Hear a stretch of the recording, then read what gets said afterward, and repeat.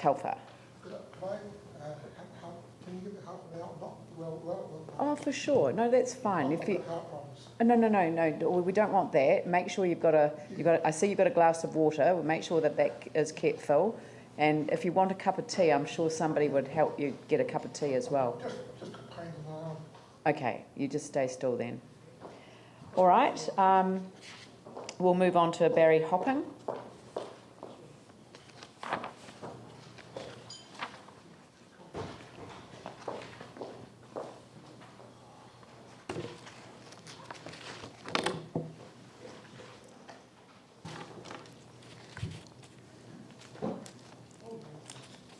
Mayor, councillors, I'm not here today to commiserate with you for the hospitable pass you were given by the previous administration.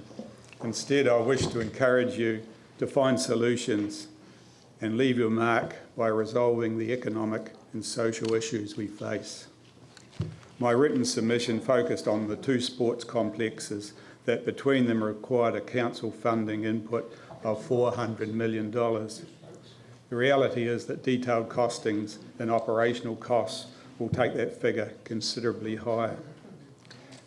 The case to abandon the Roof Rugby Stadium, or at least move it well beyond the 10-year plan, seems simple enough.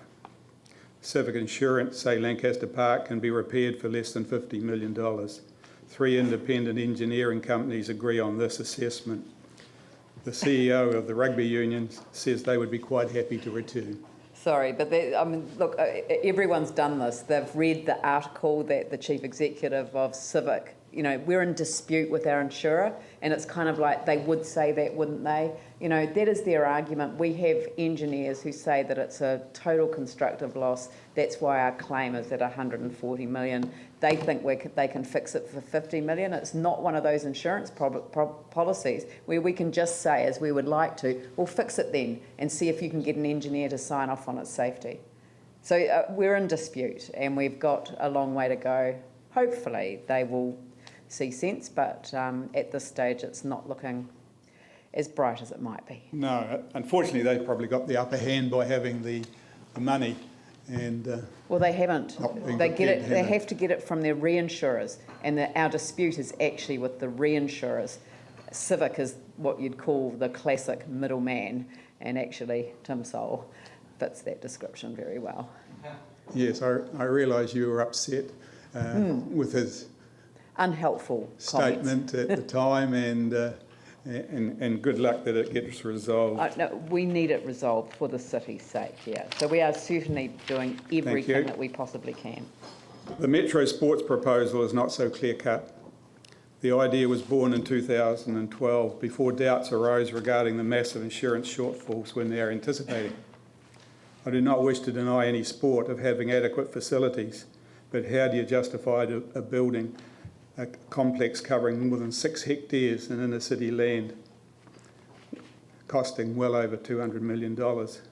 Today, 3 years on from that decision, many things have changed. Plans for affordable community-based indoor facilities are emerging in the suburbs, including the QE2 redevelopment.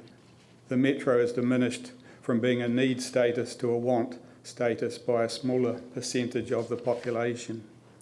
A building of the scale proposed will create a large inner city area with relatively little public activity.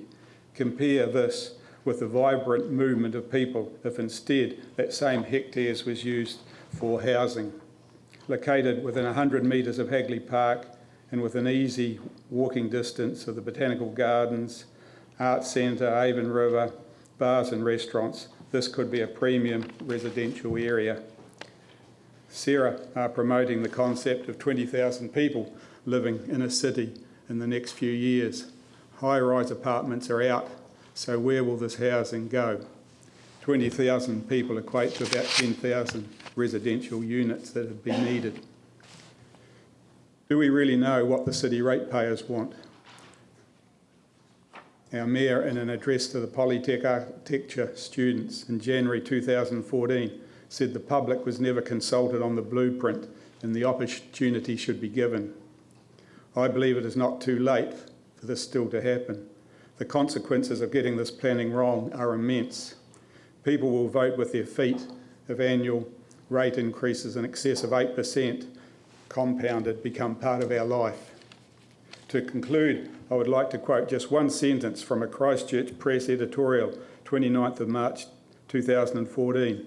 The subject was, "Christchurch needs a clear, shared vision to thrive." That meaningful phrase was, Christchurch can be a place where the living is good and the people love life. We're relying on your sound decisions and judgment to make this happen. Thank you. Thank you. I hope that we can. Is there any questions? No, I mean, I think that you've really spoken to the heart of the issues, the challenges that we're faced with, so thank you very much. Thank you for the opportunity. Although a bit of empathy around what we inherited would be always gratefully appreciated. Thank you. Banks Peninsula Conservation.